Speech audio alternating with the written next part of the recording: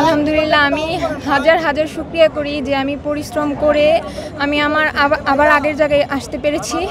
আর সর্বপ্রথম ধন্যবাদ জানাই হচ্ছে আমার কোচ, নৌবাহিনী, বিকেএসপি সবাইকে ধন্যবাদ জানাই, আমার ফ্যামিলিকে ধন্যবাদ জানাই আমার পাশে থাকার জন্য।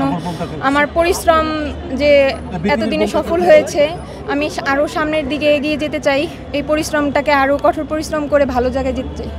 আমি কনফিডেন্স ছিলাম আমি এবার ইনশাল্লাহ ফার্স্ট হব, আর ইনশাল্লাহ হয়েছি। হ্যাঁ, এর আগে আমি আপুকেই বিট করে ফার্স্ট হয়েছি 2021 সালে। আবার আমি হচ্ছে 2025-এ আবার আগের জায়গায় কামব্যাক করতে পেরেছি, আলহামদুলিল্লাহ। ওদের স্বপ্ন পূরণে পাশে থাকতে পেরে আমরা গর্বিত। পারফরমেন্স যতটুকু করেছি আরও কঠোর পরিশ্রম করে বাংলাদেশকে ভালো রিপ্রেজেন্ট করতে চাই। আমি ফার্স্ট হয়েছি, আমি আল্লাহর কাছে হাজার হাজার শুকরিয়া করব। আমি এটা ধরে রাখার চেষ্টা করব, আপনারা সবাই দোয়া করবেন। ভালো চোখে অবশ্যই দেখব যে আমি ভালো করব, আমারটা দেখে আরও যারা নতুন উঠে আসতেছে তারা শিখবে, তারা আমার মতন জায়গায় আসার চেষ্টা করবে।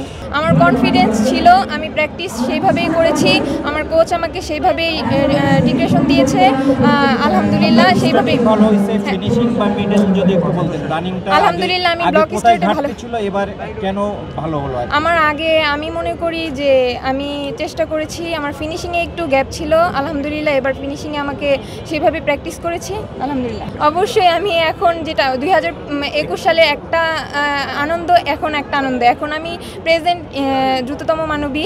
আমি শুকরিয়া করি আল্লাহর কাছে, আপনারা সবাই দোয়া করবেন। টাইমিংটা একটু বলেন, টাইমিংটা যেটা হলো মানে রেস যখন শেষ হলো, এসএ গেমসে আমি আমার বেস্টটা দেওয়ার চেষ্টা করব, বাংলাদেশকে সেই জায়গায় নিয়ে যাব, সবাই পাশে থাকবে।